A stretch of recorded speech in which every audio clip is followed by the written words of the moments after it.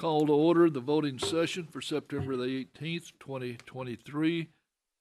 The invocation will be given to us by First United Methodist Church Pastor Curtis McKee. The Pledge of Allegiance will be given to us by Commissioner Tim Mason. Please stand. Let us pray. Worthy are you, O God, of all our praises. You're the author of life. You're the one who gives us order. And Lord, when I think of the word commission, I realize that every one of us, from the times of our birth, are commissioned in this great experience of life.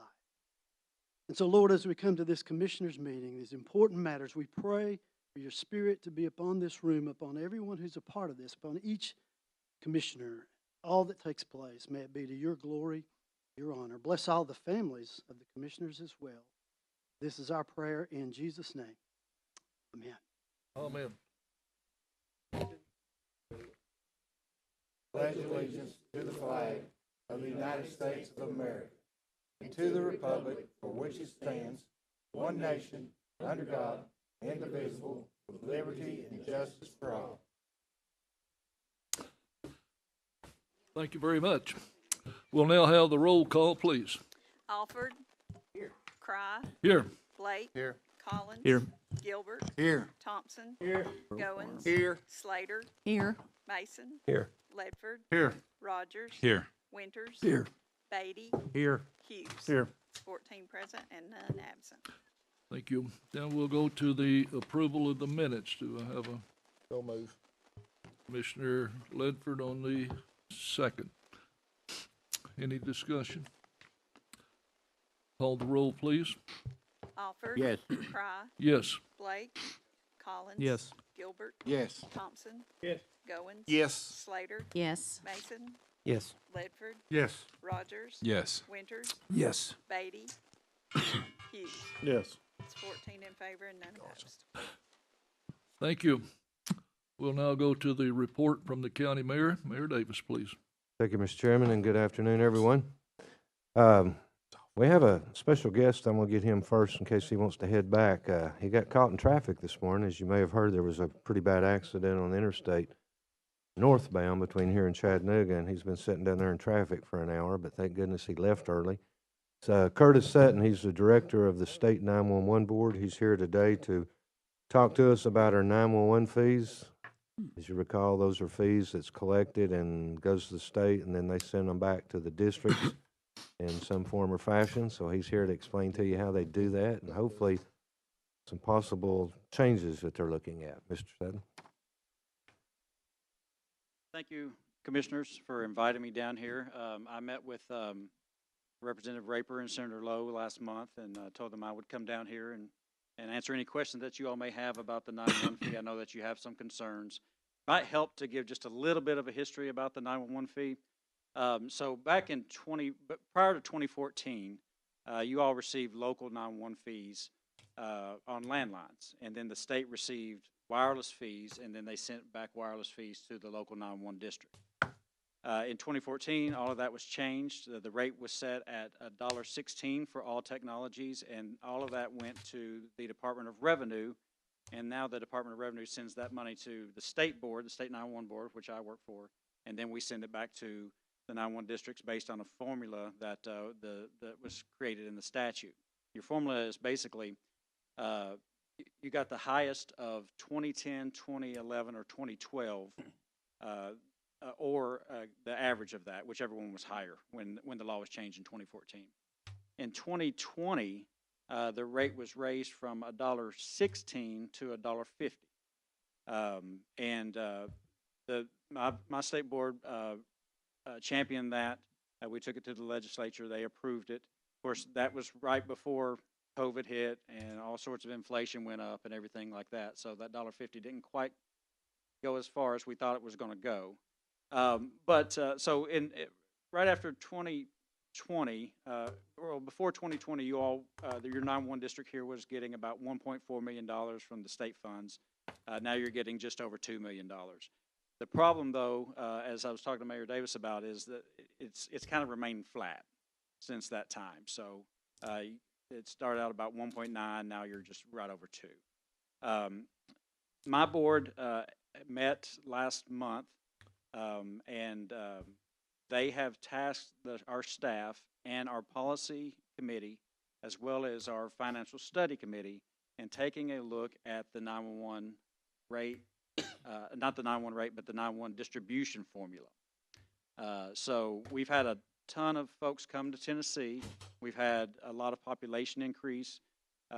Some counties and districts have really seen a huge population increase, and the distribution may not be as fine-tuned as it should be now. So we are starting that process. The policy committee will be meeting tomorrow, and then we are working on getting our financial study committee to meet either next month or in November. So we're starting to take a look at it, but I did want to come down here and answer any questions that you all may have about the 911 fee, about the 911 surcharge, any concerns that I can take back to either one of those committees or my board. So I'll just, if you don't mind, I'll see if you guys have any questions. Thank you very much. If you don't mind, turn your red light on when you're speaking so everyone can hear. Commissioner Blake. Thank you, Mr. Chairman. I appreciate you coming down and chatting with us. In studying the 911 fee over the last couple of years, one of the questions I had was, what percentage of the money you collect stays in Nashville? I guess I call it an admin fee, what have you. If it's a percentage or a certain amount, how's that working? So we have a small staff of 7 people, including myself, but we do pay for the NG91 network, as well as an online training platform that all of your telecommunicators can access for free. And then we have some slight overhead, but most of, about 89 to 90% of all the money that we take in goes back out to the local 911 districts.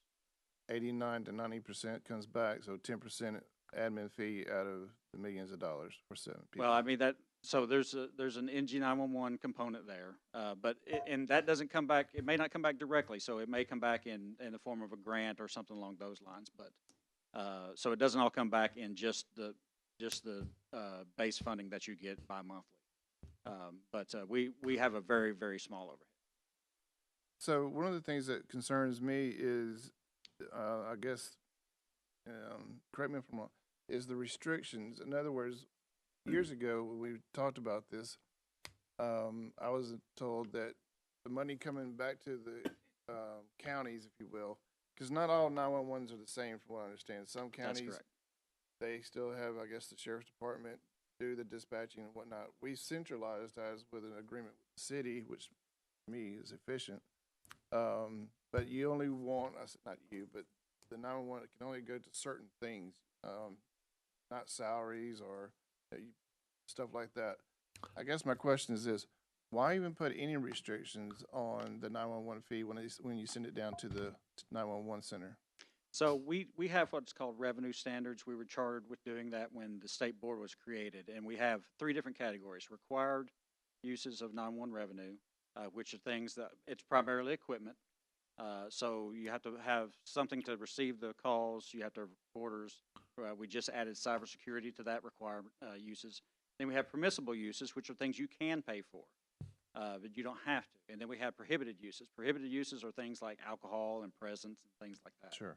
The prohibited uses, the permissible uses would allow for salaries to be paid. The key, though, is if it's in the operation of the district, and the law actually states that in a couple of different places. So if you're employing the folks that do the call taking or dispatching, then you can pay for their salary, because that would be in the operation of the district. But as you pointed out, not all districts operate the same. So I'm in Wilson County, that's where I live. They dispatch for some entities, but they don't dispatch for others. They transfer those calls. And so they could not pay for things for those entities that they transfer to. So if we're talking about radios, they couldn't pay for radios if they transferred to Mount Juliet PD. But if they dispatch for Wilson County EMA, then they could pay for radios and things like that, and they can pay for the dispatchers that actually dispatch that. So when you guys raised the rate, the rate was for both landlines and wireless, right? I mean, That's correct. I mean, so still have a landline, you still pay a 911 fee. and that rate went up as well. Right, everything's at $1.50 right now. So when, at the $1.50, when you guys proposed that and the legislators approved it, did you have a revenue projection of when you went from $1.16 to $1.50 of how much new revenue you would have and how that would affect the counties? We did. So we projected it would be $32 million additional, and I think it came in at, Yearly, right? I'm sorry? Yearly, annually? Yes, Yeah. annually. No, I'm sorry, $36 million, and with the population increase that we did not anticipate, it came in at last year at about $42 million. So we're about $6 million more than what we So actually your projected. projection was 36 and the actual was 42? Right. I mean, Right. so going from 2020 to 2023, fiscal year 20. I guess the last question, one of the concerns, I guess, and again, I appreciate you coming down, is how do you guys get audited? We get audited by the comptroller's office. Those numbers that you just, how do you guys get audited, or who audits you? So we go through a sunset audit, just like every state agency. Think last time we got 4 years. So every state agency goes through a process that the legislature decides whether or not they want to continue with that agency, and it's called a sunset hearing. We went through a sunset hearing. They gave us 4 years, but there's an audit that goes along with that. Now, as far as the fee, because that goes to the Department of Revenue, we are not auditing telecommunications companies. So we're not auditing AT&Ts or anything like that. The Department of Revenue, that's their responsibility. And that was the thinking when the legislature moved the collection from the state board to the Department of Revenue.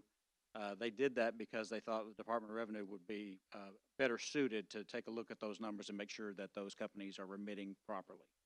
So we don't audit the amount of money that's coming in.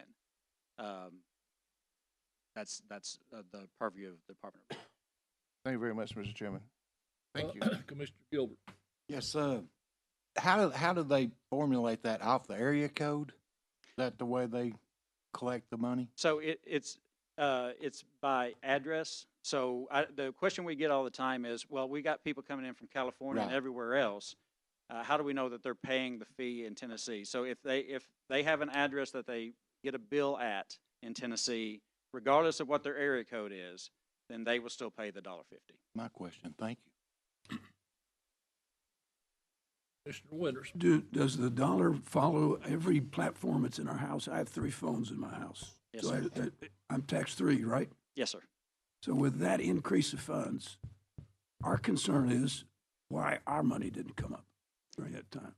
Because we would have thought, just as a layman, we thought if each of us up here have 3 more than we had before, or 2 more we had before, and those funds come up, why did the funds not come here?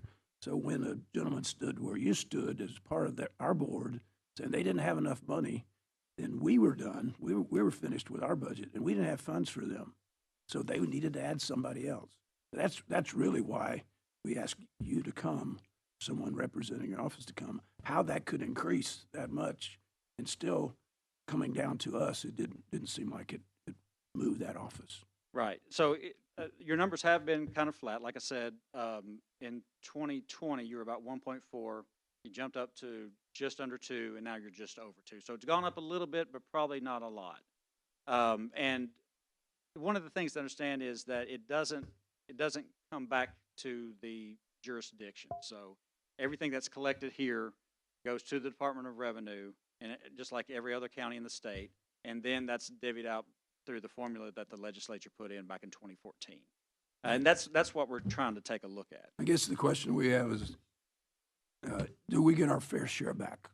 You know, when it goes to Department of Revenue, we understand that there's a lot of hands reaching for those dollars.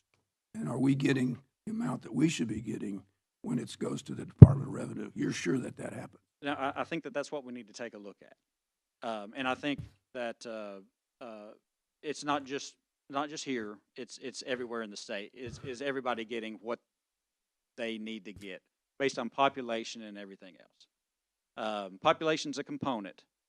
You know, when you had your landline fees coming directly to the 911 district, those could be set as high as $3 for business lines or $1.50 for residential lines.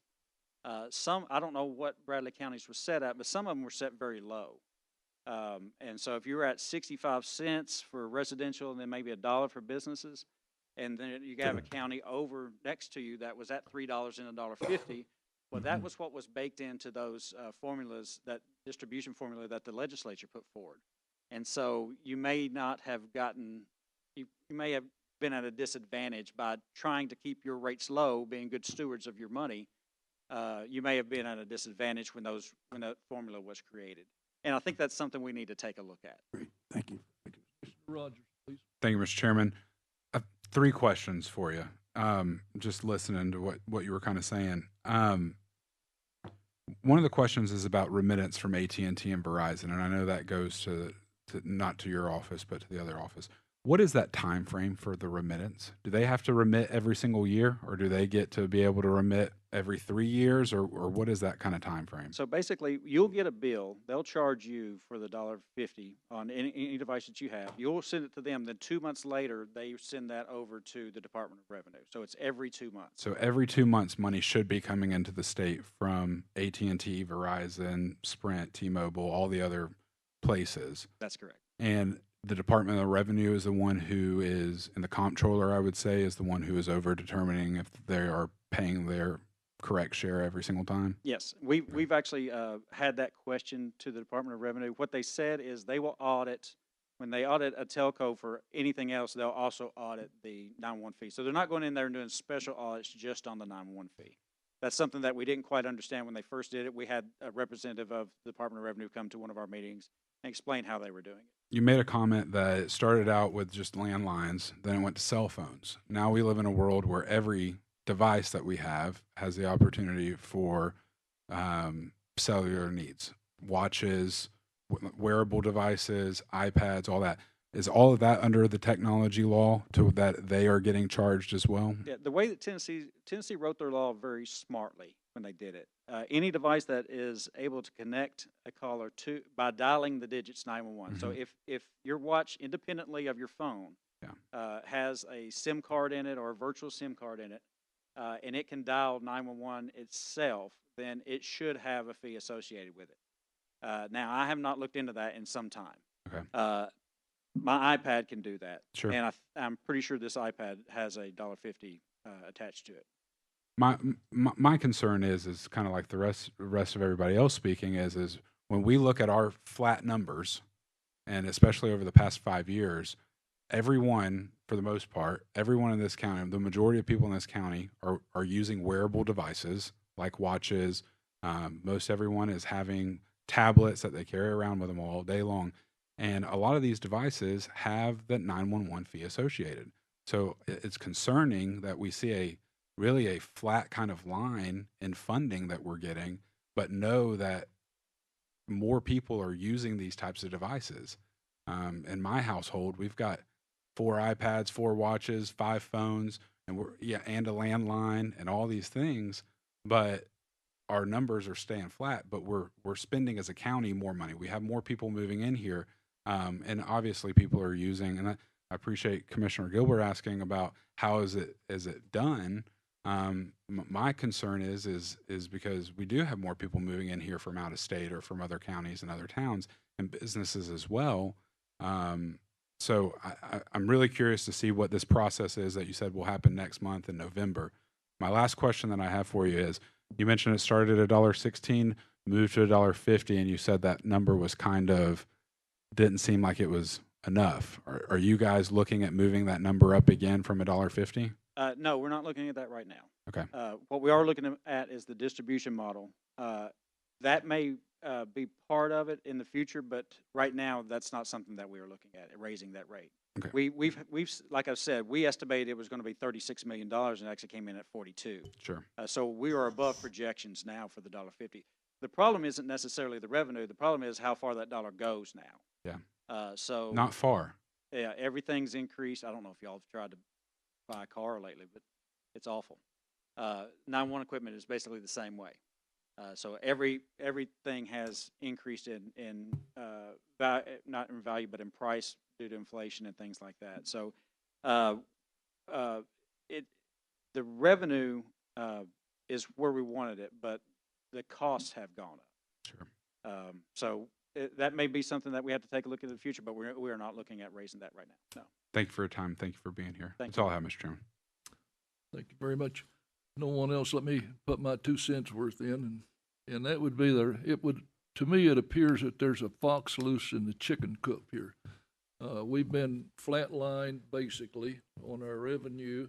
Our population in the county has grown exponentially, and there's more and more of these things that watches and what have you, iPads, and you're giving the benefit of the doubt to your office, running a tight ship, comptroller's office or treasury, whoever running a tight ship. Then we get back to the source, and that would be these phone companies not doing their job. They're not being audited. They're not turning their money in.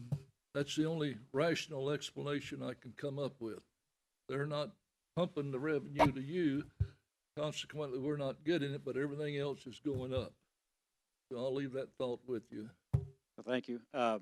What I can tell you is that we will have ongoing conversations with the Department of Revenue about that. We ask them to come in every year and tell us where they're at on any audits that they've done, and they agreed to do that. So I think that they will be back in February when we have our February meeting. So we will certainly pass that sentiment along, and hopefully we'll get some good information from them. Appreciate it very much. Anyone else have any questions for the gentleman? Mayor? If everyone else is through, a question, then a couple comments, Curtis, and we do appreciate you coming down. 89% goes back to the local districts. In dollars, how much is the state board retaining for the NG network? Right now, because we're doing a build out, our monthly, I call it our monthly phone bill for AT&T, which is NG, is about $1 million a month.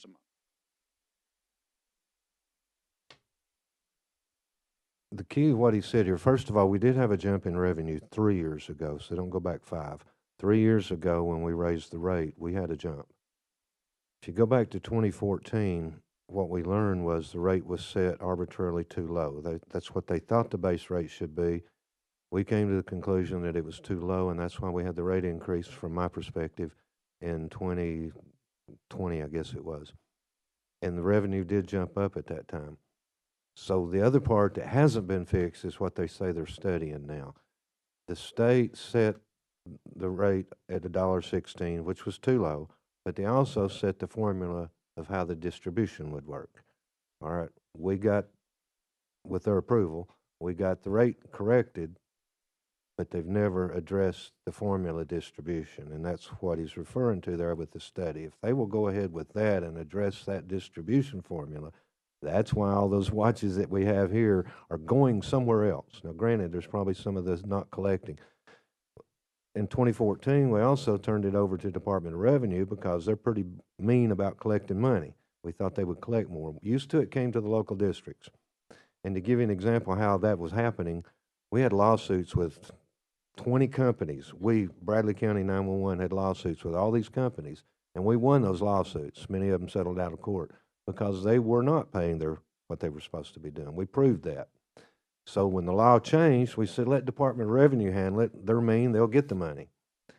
I have to assume they're getting a lot bigger percentage of it than we were, because we didn't have means of doing all those things.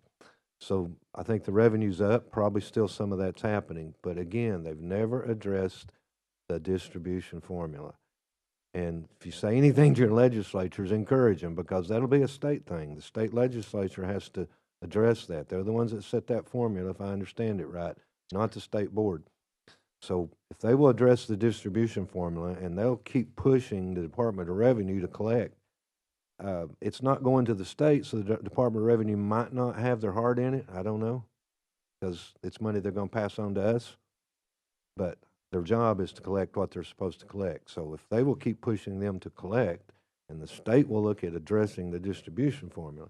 But if you look at when he says it's flat, 1.9 in 20, 1.9 in 20, well, in 21, 1.9 in 22, and then this past year it went up to 2. So it's been really flat every year after the rate increase. And he's heard this millions of times, but that's why we're saying, guys, where's it going? It's not coming here, and it should be. I think most of it's in the formula. So if the state will follow through and seriously address that, I think it would be corrected. See, at the end of the day, they require us to have a balanced budget. And if our revenues are flat, how in the heck are we supposed to have a balanced budget? And we may have money in the bank, a fund balance, but they don't even, we're supposed to have a balanced budget. Now, we can get by being in the red 3 years, I believe it is. That's correct. And usually money will come in at the end of the year and we'll get back in the black. But this year, we're budgeted to be in the red. And we were last year, but we ended up in the black. So the state revenue's not been growing for some reason, and hopefully they'll get to the bottom of it. And that's the same thing you've already said, I realize, but I hope the state board pushes them to continue doing this because it is definitely needed. It may hurt some counties, I don't know or care, but if we're growing, we want the growing money. And I think that's only fair. Now, you will also hear, but when you travel through those rural counties, you want your 911 to work. Yeah, that's back to the NG and all these other things, but we still should get what we're supposed to do whenever they require us to have a balanced budget to start with. So it is a problem, not as bad as it used to be. A lot of corrections have been made, but it's still a problem because we all agree we're not getting what we should be getting in our community. Having said that, thank you. We appreciate you coming. Hopefully you have better luck going back through Chattanooga. But Let's hope so. Thank you all for inviting me. Anytime that you have any additional questions, feel free to reach out to me. If you'd like for me to come back, I'm happy to do that. I really appreciate you all having me down here today. Thank you so much. thank you. And his sidekick, Jim Tracy, was here earlier. He got caught in traffic. Jim Tracy, many of you remember Jim Tracy. What did he run for? Governor? He ran for Congress. Congress, okay. But he's back with the Department of Commerce now. Commerce and Insurance. And 911 falls under Department of Commerce. So Jim Tracy was here earlier, but he had to leave to get on to another one, especially after he heard about all the wrecks between here and Chattanooga, so he wasn't able to join us today. But we thank you for being here. Thank you. Mr. Chairman, I'm going to take my leave if that's okay with you. Thank you. Certainly. Yeah. We appreciate your coming. Thank you very much. Thank you. Okay, you have in front of you, and we didn't necessarily need to copy all those bonds, but I didn't want someone saying I haven't seen them. But we used to have to do bonds for elected officials in various departments, and most all of those are covered by insurance now. EMA is under a different insurance thing, and we still have to bring their bonds to you for approval. And so those that are in front of you, that's what they are, and I would respectfully ask for someone just to approve those bonds so they'll become part of the minutes and they'll be official then. Commissioner Hughes will make the motion. Commissioner Thompson, second. Any discussion? But let me ask one question, Mayor. What about the county commissioners? I don't, on that list where everybody's covered by the state, including the constables, they omitted the county commissioners. Do we still have ourselves covered? I guess the political answer is they've always done such a great job that the state's never seen fit to require bonds of them. I don't know. I've been asked that before, and I don't know why there's no bonds. It's not one of them that's required, is all I know. That's fine. All right, any other discussion? Call the roll, please. Alford, Yes. Cry, Yes. Blake, Yes. Collins. Yes. Gilbert, Yes. Thompson. Yes. Goins. Yes. Slater, Yes. Mason, Yes. Ledford, Yes. Rogers. Yes. Winters. Yes. Beatty, Yes. Hughes. Yes. It's 14 in favor and none opposed. Thank you, and I appreciate that. You have to admit that was a good political comeback. You also have in front of you Archives Committee. I have one appointment that is expiring later this month. Tommy Ledford, I'm asking to reappoint to the Archives Committee. Respectfully ask for your confirmation. Commissioner Winters, do I have a second? Commissioner Hughes on the second. Any discussion? Call the roll, please. Alford. Yes. Cry, Yes. Blake. Yes. Collins. Yes. Gilbert. Yes. Thompson. Yes. Goins. Yes. Slater, Yes. Mason, Yes. Ledford, Yes. Rogers. Yes. Winters. Yes. Beatty, Yes. Hughes. Yes. It's 14 in favor and none opposed. Thank you. And the only other thing I have is your septic repair program update. The RC&D, who had 89 signed contracts, has now completed 72, up 2 since the last report. And we had 18 signed contracts, and we've completed 12 of those, up 1 since the last report. That's all I have. Yes, sir. Mayor, I got a question. We've had some people that was under this, got their septic tank repair, and the contractors that came out has not fixed their yards back. And I've seen some of them in pretty pitiful shape. And so what can we do about not paying them until the work is done? Well, they have to verify that the work has been done, and I would, if it was my yard, I wouldn't verify it's been done until they've done it, which would be fixing the yard back. That's right. That's between, we don't involve, we're not the ones going out and getting those contractors. It's just that when they file the paper saying it has been done, we've paid our 20%, now here's the bill for your 80%. So we don't have anything to do with that part of it, but I would make sure I didn't pay my 20% and I didn't turn it into the county to be paid until they had finished the job. Well, is that 20% paid up front or after the job's done? Well, they might pay the 20% up front, I don't know, but they should definitely not tell us if the project is done and ready to be paid if it's not done. Okay. All right, we have some like that. It's been left in pitiful shape, so I didn't know what we need to do about that. If they've already paid it, I don't guess there's nothing they can do, is it? Well, hopefully, have they already turned it into us to pay also? I mean, it's hindsight there, but I would never do that until they were finished because they're not going to come back if you pay them a lot of times. Okay, thank you. Commissioner Gilbert, please. As RC&D, they would be the one that would be over getting them to go out and pay it, right? I mean, go out and do their. It's according to which program these particular people are in. If they were in that first bunch, then that paperwork goes to them saying it's ready to be paid and they pay it. Or if it's in ours, they send it to us saying it's ready to be paid and we pay it. But either way, it's signed off by somebody at that point. So we haven't got a report in a while actually showing which yards was, how many people has been done. He hasn't turned a report into us. We used to get the reports. But we only get the numbers. We haven't, but I mean, I gave you 72 out of 89 are done. That's all we know. They give us weekly numbers on They had that. actually used to have each week which one, and they had yellowed them out, which one they had done. That's true. You're right. I'd like to know which one's not been done to where you could actually, if we don't want them to run over at the end of the year. Oh, I agree, and I'm afraid, hopefully they won't. They're down to 17 now, so maybe not. We can request that they do one of those reports if you want us to. If you would, please. Okay. Thank you, Mayor. Commissioner Ledford. Thank you, Mr. Chairman. You better make sure that that's part of the agreement to finish that work, to finish the ground up. When I had my septic tank done in 17, that was not a part of it. Going through and straightening all that land back up, I had to pay $300 more to get them to come out and level all that up. So you better make sure that's part of the agreement to fix it up. Because I remember sitting right here listening to those guys. It seems like I remember hearing them say that they put the lines in, and because the land has to settle, of course, once you get all that in. And I didn't hear them say anything about coming back and leveling that property also. That might be something you want to check with the company that actually put the field lines in. Thank you very much. I'd like to welcome Chamber of Commerce, Mike Griffith, Schools, Susan Wilcutt, and Chuck Flashman, Representative Flashman's assistant, Greasy Shamblin. We'd like to welcome you here.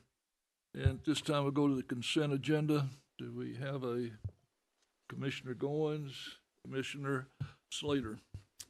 Any discussion? Call the roll, please. Alford? Yes. Cry? Yes. Blake? Yes. Collins? Yes. Gilbert? Yes. Thompson? Yes. Goins? Yes. Slater? Yes. Mason? Yes. Ledford? Yes. Rogers? Yes. Winters? Yes. Beatty? Yes. Hughes? Yes. It's 14 in favor and none opposed. Thank you. We'll go to the reports from committees and our districts, and I'd like to, I think you already know you have a listing of the 23-24 committee assignments in front of you, and would you? Yeah, Mr. Chairman, if you would, please, if there's no objection, if you'll have this document submitted in the minutes of the meeting, I appreciate it. Thank you. Thank you very much. We'll start on our left, Commissioner Rogers. Thank you, Mr. Chairman. I have nothing to report today. Commissioner Ledford. Thank you, Mr. Chairman. Contrary to my reputation, all is well in the 6th District. Thank you, Mr. Chairman. We'll note this as a matter of record. Commissioner Mason. Thank you, Chairman. Everything is well in the 6th District. We did have a tire take back on Saturday at the Sheriff's Office through KAB. We had 13 volunteers, 47 household representative, 11 have recycled or tried to recycle tires at the landfill before, and we took in 264 tires at the event. And just to wonder what 264 tires you think, that's not that many, but it was a 60-foot roll-off, if you can imagine that, and then probably half of another one. So a lot of tires took back on Saturday. Thank you, Chairman. Thank you very much. Commissioner Slater. I'd like to congratulate Charleston Elementary, Michigan Avenue Elementary, Parkview Elementary, and Taylor Elementary for being recognized as a TVASS Level 5 Growth School for their exceptional academic growth during the 2022-2023 school year. You might ask, well, what does a Level 5 mean for those schools? A Level 5 means that there is significant evidence that students have made more growth than they expected to make during that school year. So hats off to the students and administrators at those schools for continuing to see that our children's needs are met each and every day. That's all I have, Mr. Chairman. Thank you very much. Commissioner Goins, please. 5th District's doing well. Commissioner Thompson. First of all, I'd like to just say what Commissioner Slater said there. Those schools, some of them in our district and are in our district, and in fact, I think Taylor come out #1 there, and I was surprised. It really surprised me, and I was happy that it did, and so I'm glad to hear that about our schools, especially in our district. Next of all, Mr. Chairman, the Building and Land Committee met last week and voted a few recommendations for this commission. Number one. First, we voted 5-0 to recommend asking the county attorney to take steps to convey the property along South Lee Highway in front of Bradley High School to the Board of Education. The property which is maintained by the school system is the area in front of the school where they play soccer and the property that includes central office. Mr. Chairman, I place this recommendation in form of a motion. Commissioner Winters on the second, open for discussion. Being no discussion, call the roll, please. Alford. Yes. Cry. Yes. Blake. Yes. Collins. Yes. Gilbert. Yes. Thompson. Yes. Goins. Yes. Slater. Yes. Mason. Yes. Ledford. Yes. Rogers. Yes. Winters. Yes. Beatty.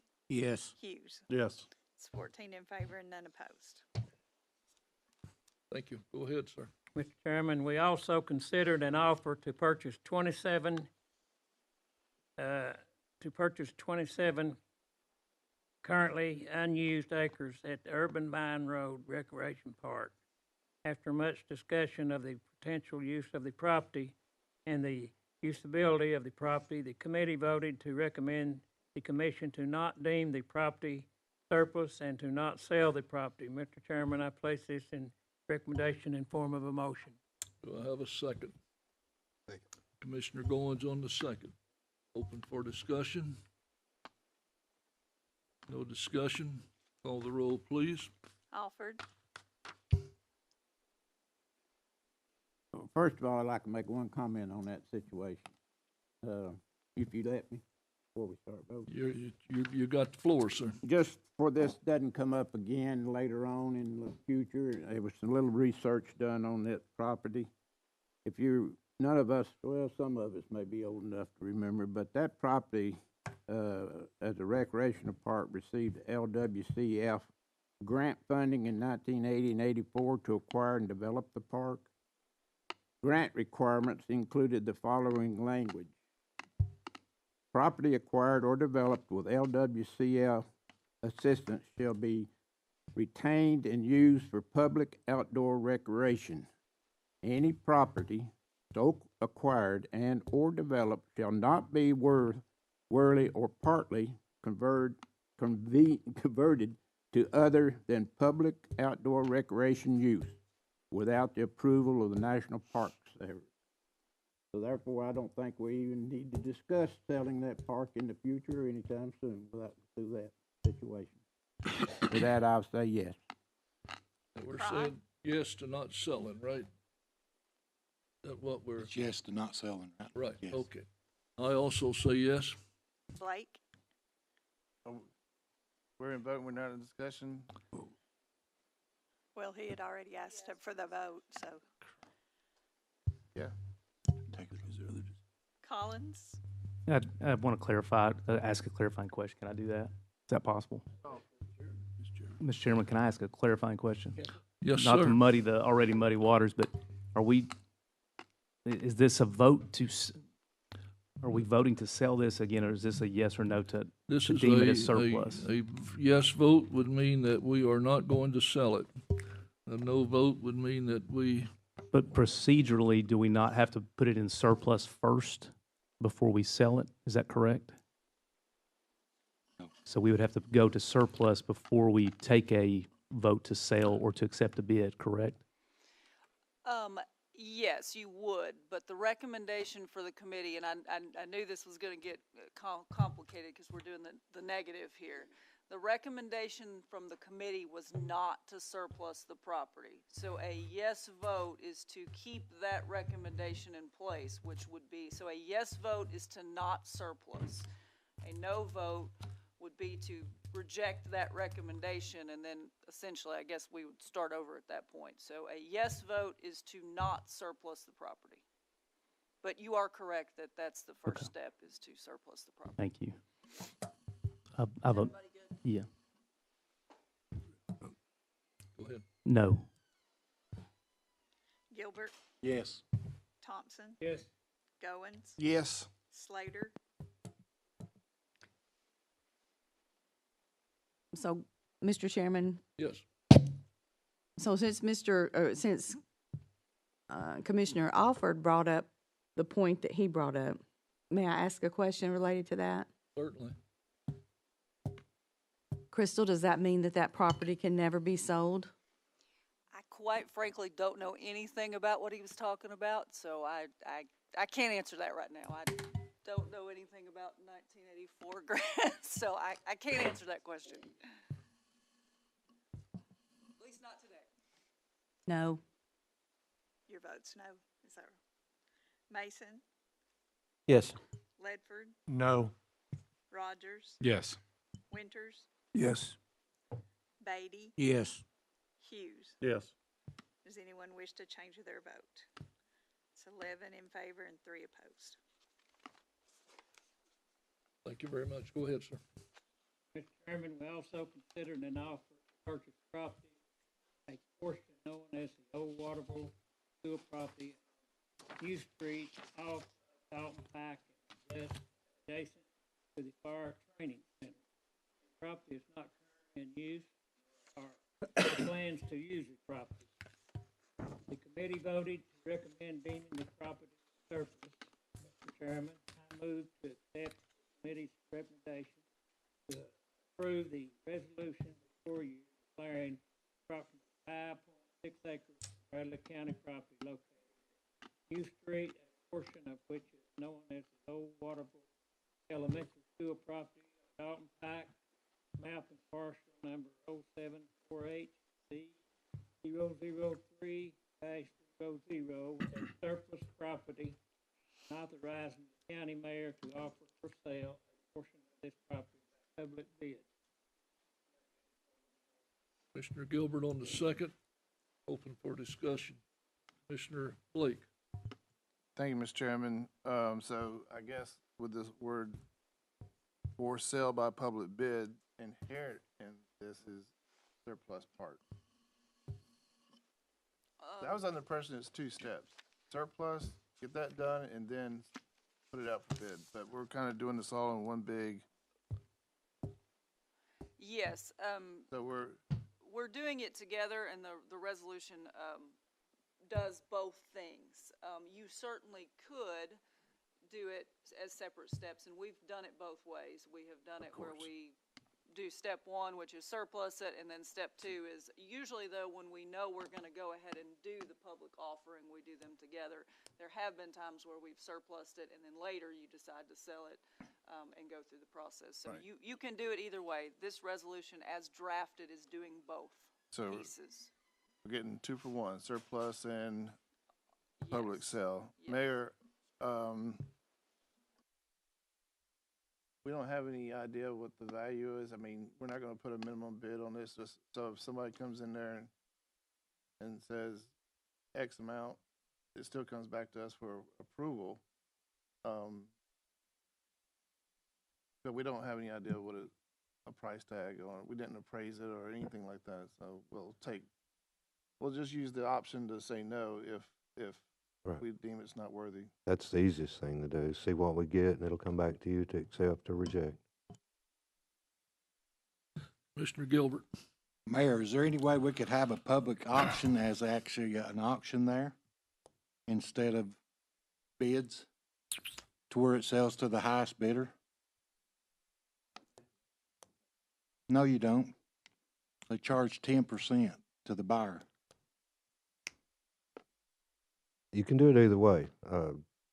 Seal bids. That's fair or- market value. Seal bids or a public auction, however you want to do it. I like to see a public auction. That's fair market value. That's the best way of finding out exactly what it's worth, and you just sell it. Well, it's That gonna would be re- worth whatever they offer at that auction, as the same as it will be in the sealed bid, so. Well, I don't know that, because I've seen property that's supposed to bring $200,000 down here down the road. They just sold a house the other day. It brought $360.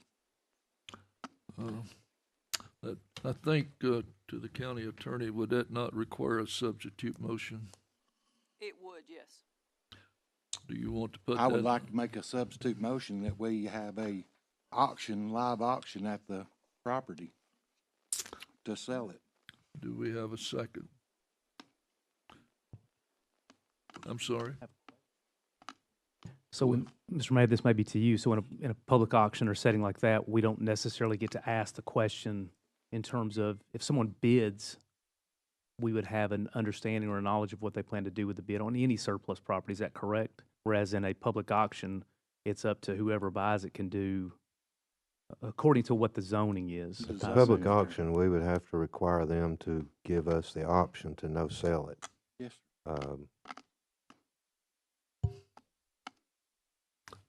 If there, okay, any other discussion I'm still looking for a second.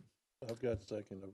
I'm sorry. I'll second it for Scotty. Commissioner Hughes opened the second. Now let's go for discussion. Commissioner Ledford. I was just going to ask a question about the, it says portion on here. It still means 5.65 acres, correct? Okay. Yeah. Thank you. Any other discussion on the substitute motion that would require a public auction? Call the roll, please. Alford, Nope. Cry, No. Blake, No. Collins. No. Gilbert, Yes. Thompson, No. Goins, No. Slater, No. Mason, No. Ledford, No. Rogers, No. Winters, No. Beatty, No. Hughes. Yes. Anyone wish to change their vote? It's 2 in favor and 12 opposed. Commissioner Thompson. Okay, Mr. Chairman, on another thing that we discussed at that meeting was, Gotta go back to that. oh, we got a vote? Okay, sorry. Now, what was the? The original motion was to declare it. Commissioner Rogers. Thank you. Just to clarify, original motion was to deem it surplus. So if we vote yes, we're deeming it surplus. If we vote no, we're not deeming it surplus, correct?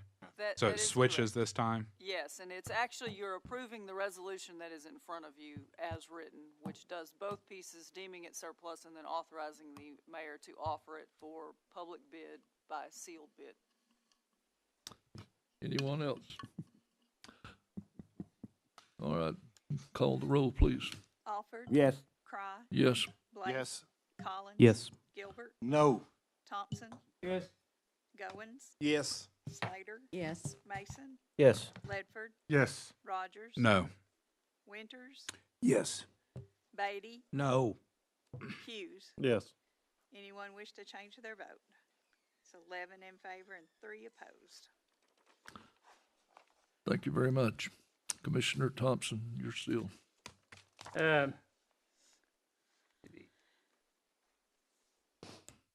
Okay, next thing we discussed, we done a little discussion on it was, annexation by resolution and, referendum, what did I say, resolution by referendum? Annexation by referendum, and, the city manager was here, and of course, we gave him an earful, but, anyway, we didn't come to no recommendation on that whatsoever, what we could do, that, except we might have to go back to our legislation to get anything done on that. So, anyway, that's something, that we'll do in the future, and of course, I'm sure there's a lot of people that live out in the county that's interested in, what the answer would be on that, or what we could do. So, we'll leave that to a later date. That's all I have, Mr. Chairman. Thank you very much. Commissioner Gilbert. All's well in the 4th District. Have nothing to report. Thank you. Great. Commissioner Winters.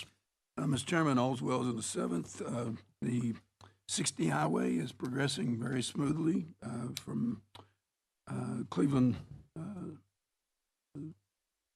the Cleveland Middle School all the way to Paul Huff. We see a lot of very good progress that's happening there, and I think we're ready to move more to the roads that can move even faster as they get past that movement. Our community went through a very challenging, difficult loss of a life this week. The young lady lived. We've all lived the journey with this family, and I think we should applaud the city with spirit and the county with faith. It was a difficult time. It's a time of grieving, but at the same time, it was a great celebration. And what this family had done for this young lady through these 4.5 years, whether you were able to go by and sign a book and walk through the line, or whether you got in a car and drove behind the family as they went to her resting place, or stood alongside of the road to just be with that family. They modeled for us how a Christian family should deal with tragedy and with challenges. And they should be in our prayers. But go up to Aaron and Sarah and talk to them when you get a chance. They're the most uplifting people in tough times that you could ever be around. But let them know that in these days ahead, that you're with them too, because they're going back to their house today. That little girl is not there. And I have 6 grandchildren. I could hardly get out of my car and go in because of the grief I felt for them, and you all had the same feeling. But within that, let's share life with them. That's all I have, Mr. Chairman. Thank you very much. Commissioner Collins, please. Thank you, Mr. Chairman. Nothing to report. District 3 is doing well. Thank you. Commissioner Blake. Also doing well in the 3rd. Thank you. Commissioner Alford. Second's good. Commissioner Hughes. Mr. Chairman, I have nothing today. Commissioner Beck. Nothing to report. Okay, thank you. No unfinished business that I'm aware of. Can I get a vote or a recommendation on the approval of the agenda, please? Commissioner Rogers, Commissioner Thompson. Open for discussion. Call the roll, please. Alford? Yes. Cry? Yes. Blake? Yes. Collins? Yes. Gilbert? Yes. Thompson? Yes. Goins? Yes. Slater? Yes. Mason? Yes. Ledford? Yes. Rogers? Yes. Winters? Yes. Beatty? Yes. Hughes? Yes. It's 14 in favor and none opposed. Thank you. Agenda item A, Commissioner Bill Winters. Thank you, Mr. Chairman. As you remember, in our last meeting, the mayor presented this American Rescue Plan amendment to be done by this commission. Basically, we're extending the time frame for the construction of the Bradley County Community Services Agency child shelter or homeless shelter. So I'm making this in the form of a motion. You can see the entire American Rescue Plan Acts Funds Amendment on page 47 and through 48. Thank you, Commissioner Rogers on the second. Got one already, thank you. Got a couple of backups here. Open for discussion. Let me just add, Mr. Chairman, if you will. Yes. I did talk with Demetrius Ramsey today. They're on go. They've had a company in to look at plans again to make sure the plans are appropriate, and feels very confident that they will be able to move forward with this very much earlier than the deadline. So it looks like it's moving on. Thank you. Thank you. Call the roll, please. Alford? Yes. Cry? Yes. Blake? Yes. Collins? Yes. Gilbert? Yes. Thompson? Yes. Goins? Yes. Slater? Yes. Mason? Yes. Ledford? Yes. Rogers? Yes. Winters? Yes. Beatty? Yes. Hughes? Yes. It's 14 in favor and none opposed. Thank you. Agenda item B, will go to Commissioner Mike Hughes. Mr. Chairman, this is a resolution to rezone from Forestry Agricultural Residential, or FAR, district to general commercial, which is C2 district. Property located at Harrison Pike, and identified by tax map 40, parcel 124. These can be seen on pages 49 through 50. Mr. Chairman, it's noted to, or maybe noted that it was not recommended for approval by the Planning Commission. Thank you very much. We'll now go into a public hearing on this rezoning request. Is there anyone here to speak for or against the request? The public hearing is now closed. If there is no further discussion, is there any further discussion on it? Can I ask one? Commissioner Winters? What was going to be placed on this property? Commissioner Hughes? Commissioner Winters, I believe they were requesting to have storage units put on the property. Thank you, Mr. Chairman. So, Thank you. Any other discussion? Real quick. Commissioner Rogers? Commissioner Hughes, why was it voted down from the planning commission again? Was it space or road frontage? It was road frontage is what the problem was. Commissioner Rogers, one of the issues with the property is it's close to several roads that come into Harrison Pike. It's a highly traffic there, so the fear was a danger to public, honestly, traveling Broadway. Any other questions? Call the roll, please. So you are moving to, and did I get a second? I'm sorry. I didn't get a motion or a second. Oh, the motion was to place. Motion was Commissioner Hughes. Do I have a second? Commissioner Goins is on the second. Okay. Alford? No. Cry? No. Blake? Nope. Collins? No. Gilbert? No. Thompson? No. Goins? No. Slater? No. Mason? No. Ledford? No. Rogers? No. Winters? no. Beatty? No. Hughes? No. That's none opposed. None in favor and 14 opposed. Thank you very much. Communication from the audience. I'll recognize anyone that wants to speak. You have 5 minutes. Anyone want to speak?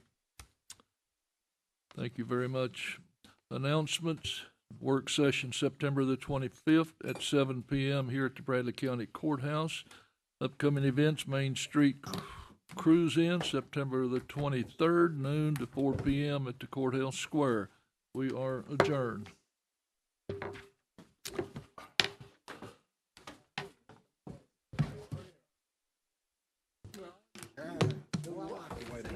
Hey, Gracie.